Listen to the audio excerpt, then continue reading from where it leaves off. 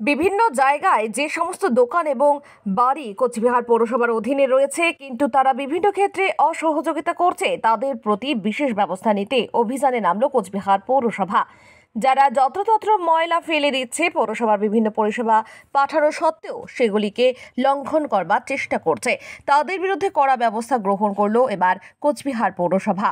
এদিন কোচবিহার পৌরসভার একটি বিশেষ team Coochbehar Suniti road, Dinhata road সহ একাধিক এলাকায় অভিযান চালানো হয়। তাদের পক্ষ থেকে অভিযান চলাকালীন বেশ কয়েকজনকে সলিড ওয়েস্ট ম্যানেজমেন্টের নির্দিষ্ট আইন মেনে তাদের ফাইনও করা হয়।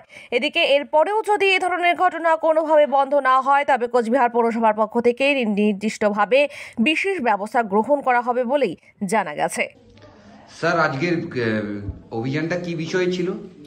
আজকের অভিযানটা আমরা সারা শহর জুড়ে যেসব অসহযোগী দোকানদার, অসহযোগী বাড়ি এবং যারা পৌরসভাকে সহযোগিতার হাত বাড়াচ্ছে না, সারা শহর জুড়ে সুনীতি রোড, দিনহাটা রোড, এসব সব কোনায় কোনায় সব মালগুলো, যেসব নোংরা আবর্জনা বজ্র পদার্থ সেগুলো সব রাস্তায় ফেলে দিচ্ছে এবং আমাদের যে পিটিসি ভ্যান আছে, আমাদের এফওটি আছে, গাড়ি আছে, তাদের সাথে সহযোগিতা করছে না।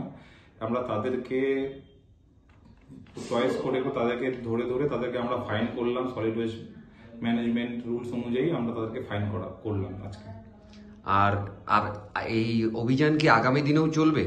এই অভিযান আগামী দিনেও চলবে এবং এটা লাগাতার চলবে। যেসব দোকানদার রাজা শহর কোচবিহারকে পরিষ্কার না রাখার জন্য এবং কোচবিহার পৌরসভাকে সহযোগিতার হাত বাড়াবে না, যত্রতত্র নোংরা ফেলাবে, আমরা এই ফাইন প্রতিনিয়ত চালিয়ে যাব এবং এই ফাইনটি প্রতিনিয়ত চলবে এবং আমরা এটা লাগাতার চালাবো এই বিষয়টা। আর আপনার নাম কি আর আপনি কি পোস্টে আছেন? আমার নাম সৌরভ চক্রবর্তী, আমি স্যানিটারি ইন্সপেক্টর ইনচার্জে আছি।